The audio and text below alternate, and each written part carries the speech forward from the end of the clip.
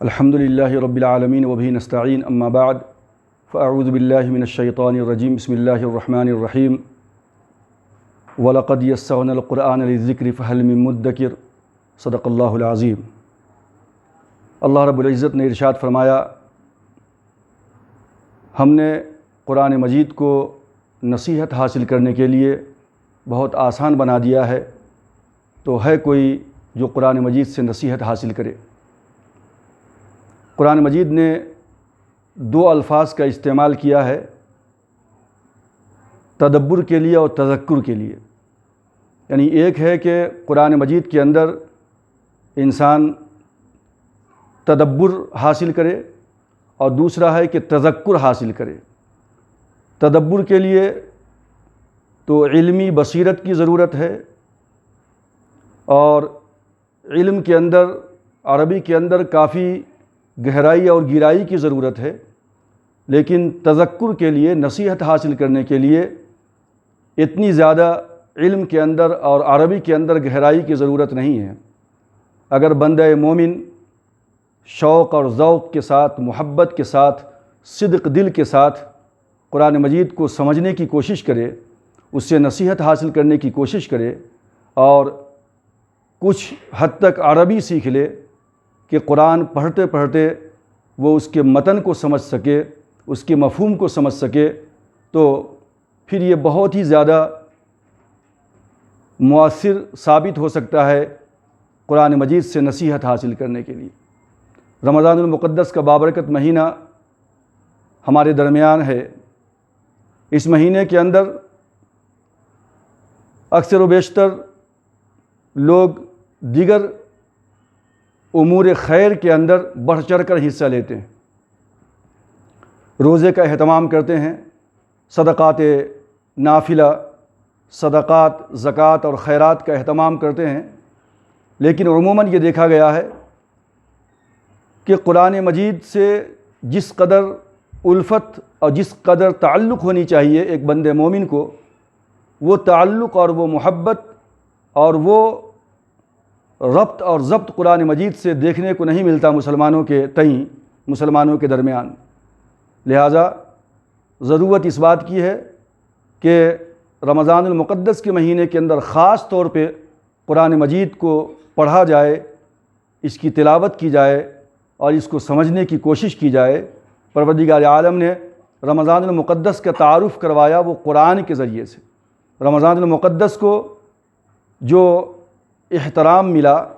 جو عزت ملی، جو شرف و عزت اور جو مقام ملا ہے رمضان کو، یہ اس کا اپنا نہیں ہے، بلکہ رمضان المقدس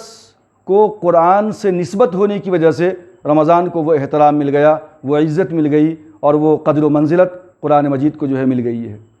یہ اس بات کی غماز ہے کہ اگر بندے کا تعلق بھی قرآن سے جڑ جائے، بندے کا رشتہ قرآن سے مضبوط تر ہو جائے، تو پروردگار عالم مرد مومن کی عزت اور اس کی منزلت اور اس کی وقعت اور اس کے احترام کے اندر اللہ تبارک و تعالی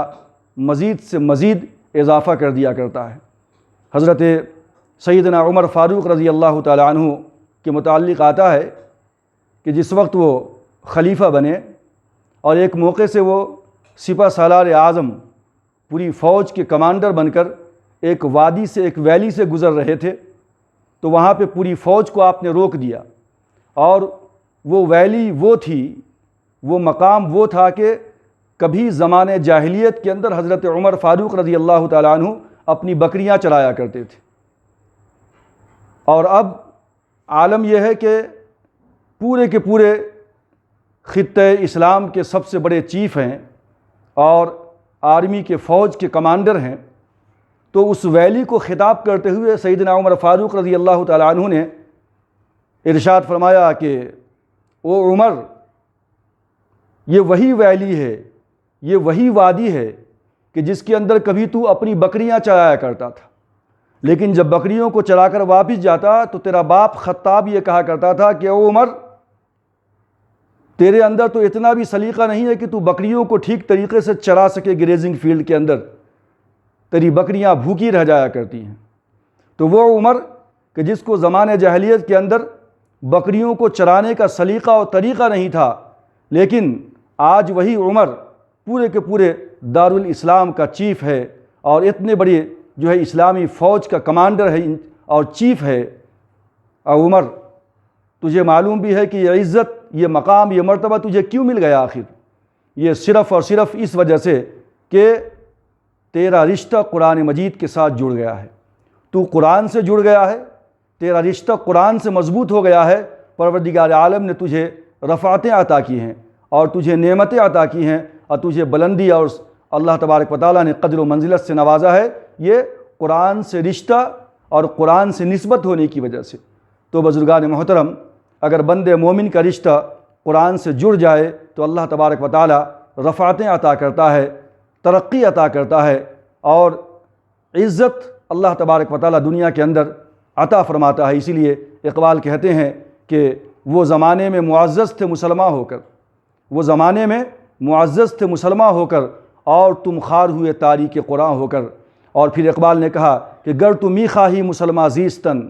گر تو می خواہی مسلمہ زیستن، نیست ممکن جز بقرآن زیستن۔ اگر تم دنیا کے اندر اس خطۂ زمیں کے اوپر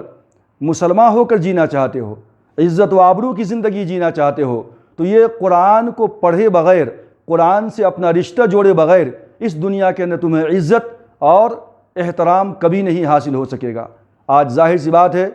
کہ دنیا کے اندر اتنی بڑی تعداد میں مسلمانوں کے ہونے کے باوجود ہر جگہ پہ ذلت، پستی اور شرمندگی کا دورہ ہے۔ ہماری جو ہے ماں بہنوں کی عزت و آبرو کو پامال کیا جاتا ہے، مسلمانوں کے خون کو پانی کی طرح بہایا جاتا ہے اور ہماری ہر جگہ پہ جو ہے ناقدری کی جاتی ہے۔ اس کی وجہ کیا ہے؟ اس کی سب سے بڑی وجہ یہ ہے کہ ہم نے قرآن سے اپنا رشتہ بہت کمزور کر لیا ہے، ہم نے قرآن سے اپنا تعلق بہت کمزور کر لیا ہے۔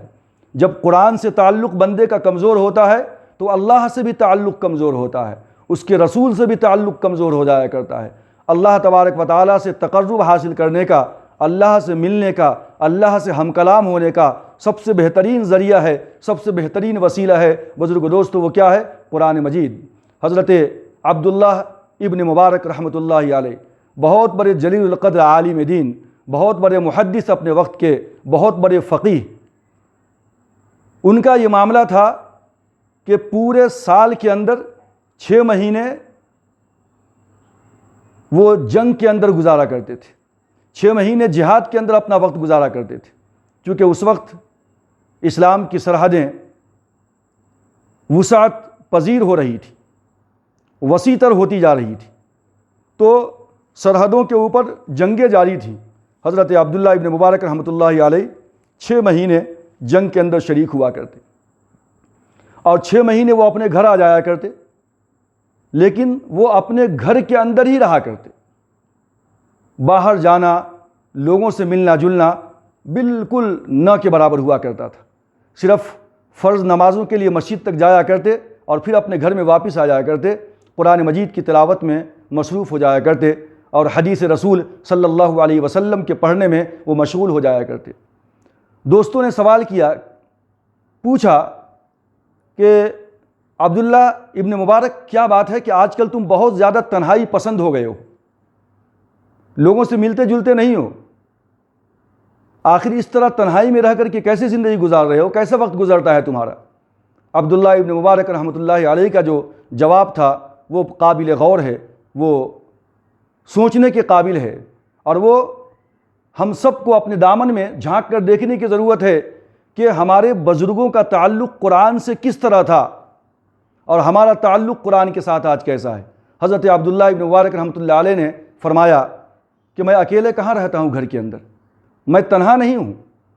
میں گھر میں بیٹھ کر کے قرآن مجید کی تلاوت کیا کرتا ہوں، اور یہ قرآن مجید کی تلاوت جب کرتا ہوں تو گویا کہ میں اللہ سے ہم کلام ہوتا ہوں، میں نبی اکرم صلی اللہ علیہ وسلم کی احادیث کو پڑھتا ہوں، جب رسول اکرم صلی اللہ علیہ وسلم کی احادیث کو پڑھتا ہوں تو میں جو ہے رسول اکرم صلی اللہ علیہ وسلم کی بارگاہ کے اندر گویا کہ فیض حاصل کرتا ہوں، تو میں تنہا کہاں ہوں، میں تو اللہ سے ہم کلام ہوتا ہوں۔ اسی کو علامہ اقبال نے کہا کہ دیوانۂ چمن کی سیریں نہیں ہے تنہا، دیوانۂ چمن کی سیریں نہیں ہے تنہا، عالم ہے ان گلوں میں پھولوں میں بستیاں ہیں۔ قرآن مجید کی تلاوت، قرآن مجید کو پڑھنا، قرآن مجید کو سمجھنا، یہ تو ایسا ہے گویا کہ قرآن ایک باغ کی طرح ہے جس میں طرح طرح کے بیل اور بوٹے ہیں، طرح طرح کی خوشبوئیں ہیں، مختلف طرح کے پھول ہیں اس کے اندر۔ ایک بہترین وادی ہے یہ، جس کے اندر انسان جو ہے چلتا ہے، اپنی زندگی بسر کرتا ہے، زندگی گزارتا ہے۔ تو دیوانے چمن کی سیریں نہیں ہیں تنہا، میں جس چمن میں سیر کر رہا ہوں وہ قرآن کی وادی ہے، وہ قرآن کی بستی ہے، وہ قرآن کا گلدستہ ہے، وہ قرآن کا باغ ہے جس کے اندر میں سیر کرتا ہوں، اور اس کے اندر طرح طرح کی خوشبوئیں ہیں، طرح طرح کے رنگ برنگ پھول ہیں اس کے اندر۔ قرآن مجید کو جب میں پڑھتا ہوں تو وہاں میں امم سابقہ کے حالات بھی ہمیں ملتے ہیں۔ اللہ تبارک و تعالیٰ نے جن قوموں کو عذاب کے اندر گرفتار کیا ان قوموں کا تذکرہ بھی پڑھتا ہوں۔ میں قرآن کو پڑھتا ہوں تو میں وہ بھی دیکھتا ہوں کہ اللہ تبارک و تعالیٰ نے اپنے نیک بندوں کے لیے جنت کس طریقے سے تیار کر رکھی ہے۔ میں جنت کے باغ و بہار کی سیر بھی کرتا ہوں، میں جہنم کی ہولناکیوں کو بھی پڑھتا ہوں، امم ماضیہ امم سابقہ کو بھی میں پڑھتا ہوں۔ تو اس طریقے سے جب میں قرآن مجید کی تلاوت کرتا ہوں تو میں تنہا کہاں رہتا ہوں، میں تو اللہ سے ہم کلام ہوتا ہوں۔ میں بستیوں میں جاتا ہوں، میں شہروں کے اندر گھومتا ہوں، میں پورے عالم کا سفر کرتا ہوں، میں جنت اور جہنم یہ تمام کی تمام کی سیر کیا کرتا ہوں۔ میں اکیلے نہیں ہوں، میں تنہا نہیں ہوں۔ یہ تھا ذوق، یہ تھا شوق، اور یہ تھا کنیکشن، اور یہ تھا تعلق حضرت عبداللہ ابن مبارک رحمۃ اللہ علیہ کا قرآن مجید کے ساتھ۔ اللہ تبارک و تعالی سے ہم کلامی کا، اللہ سے قرب حاصل کرنے کا، اللہ سے ملنے کا سب سے بہترین ذریعہ اور وسیلہ بزرگ و دوستو قرآن مجید ہے۔ حدیث کے اندر ہے کہ قیامت کے دن صاحب قرآن جو دنیا کے اندر قرآن کو پڑھتے ہیں، اس سے مراد صرف حافظ نہیں بلکہ صاحب قرآن سے کہیں گے پروردگار عالم کہ حدیث کے اندر ہے، ترمذی کے اندر، نسائی کے اندر، ابو داؤد کے اندر، کہ یقال لصاحب القرآن اقرأ ورتقی ورتل کما کنت ترتل فی الدنیا فإن منزلک عند آخر آیۃ تقرأها۔ صاحب قرآن سے کہا جائے گا، قرآن پڑھنے والوں سے کہا جائے گا، وہ حافظ قرآن جو قرآن کو سمجھتے بھی ہیں، اس کے معانی و مفاہیم پہ غور بھی کرتے ہیں، اور قرآن کے احکامات کو اپنی زندگی کے اندر امپلیمنٹ کرتے ہیں، نافذ کرتے ہیں، ایسے حفاظ سے، ایسے صاحب قرآن سے کہا جائے گا کہ اقرأ ورتقی ورتل، پڑھتا جا، اور اس طرح پڑھ آہستہ آہستہ ٹھہر ٹھہر کر، جس طرح دنیا کے اندر تو ٹھہر ٹھہر کے قرآن مجید کو پڑھتا جا، تیری آخری منزل وہی ہوگی جہاں پہ قرآن مجید کی آخری آیت ختم ہوگی۔ تو اس طریقے سے صاحب قرآن میدان قیامت کے اندر جنت میں قرآن پڑھتا چلا جائے گا ٹھہر ٹھہر کے، اور اس کی آخری منزل وہاں ہوگی جہاں پہ قرآن کی آیت ختم ہوگی۔ گویا کہ ہر آیت کے اوپر بندے کو، صاحب قرآن کو ترقی اور جو ہے اعلیٰ درجات اور اعلیٰ مناصب وہ طے کرتا ہوا چلا جائے گا۔ یہ قرآن مجید کی برکت ہے، اور قرآن مجید کی جو ہے یہ عظمت ہے کہ اللہ تبارک و تعالیٰ نے قرآن کو ایک ذریعہ بنا دیا کہ بندہ جنت کے اندر اعلیٰ سے اعلیٰ مقام حاصل کر سکتا ہے، اور یہ اسی وقت جب کہ قرآن کو سمجھے، اس کو پڑھے، اس کی تلاوت کرے، اور قرآن سے قریب تر تعلق اور رشتہ قائم کرنے کی کوشش کرے۔ جتنا رشتہ قرآن سے ہمارا مضبوط ہوگا،